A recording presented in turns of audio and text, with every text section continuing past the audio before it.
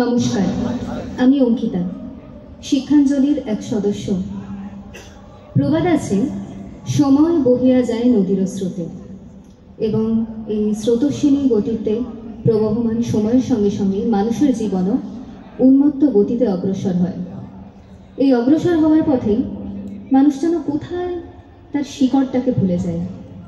তাই কবিগুরু রবীন্দ্রনাথ এই শিকড়ের কথা মনে করিয়ে দিতে গিয়ে এই প্রেক্ষাপটে রচনা করেছেন তার খনিকা কাব্যগ্রন্থের কবিতা জন্মান্তর।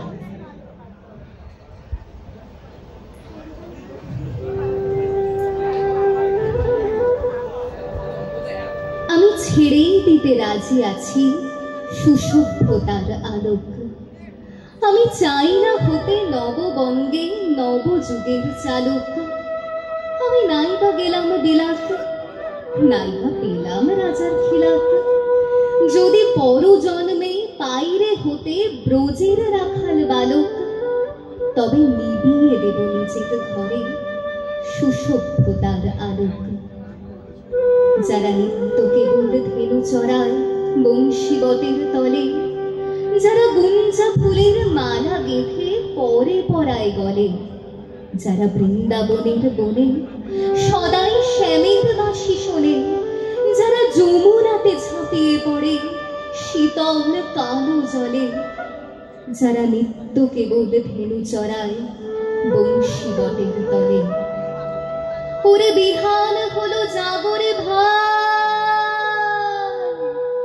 ডাকে পরস্পরে।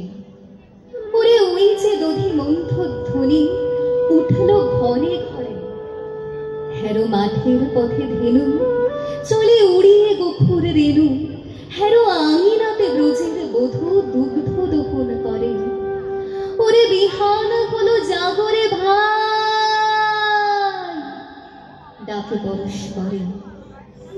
ওরে শাওন মেঘের ছায়া পড়ে কালো তমাল মনে। ওরে এপার ওপার আধার হলো কালীন দিরিকুলে। ঘাটে গোপাঙ্গনা ডরে কাঁপে খেয়া তোরের পরে। হেরো কুঞ্জ বনে নাচে ময়ূর কলাপ খানি তুলে। ওরে শাওন মেঘের ছায়া পড়ে কালো তমাল মূলে। মোরা নব নবীন ফাগুন রাতে নীল নদীর তীরে। কোথা যাব চলে অশোক বনে শিখি পুচ্ছ শিরে। যবে দোলার ফুল রশি দেবে নীপ শাখায় কষি। যবে দক্ষিণ বায় বাঁশির ধ্বনি উঠবে আকাশ ঘিরে। মোরা রাখাল মিলে করব মেলা নীল নদীর তীরে।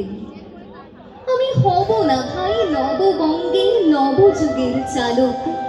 আমি জ্বালাবো না আধার দেশে সুসভ্যতার আলোক। যদি ননি ছানার গায়ে কোথাও অশোক নিপের ছায়ে, আমি কোনো জন্মে পারি হতে ব্রজের গোপ বালক। তবে চাই না হতে নববঙ্গে নবযুগের চালক। নমস্কার।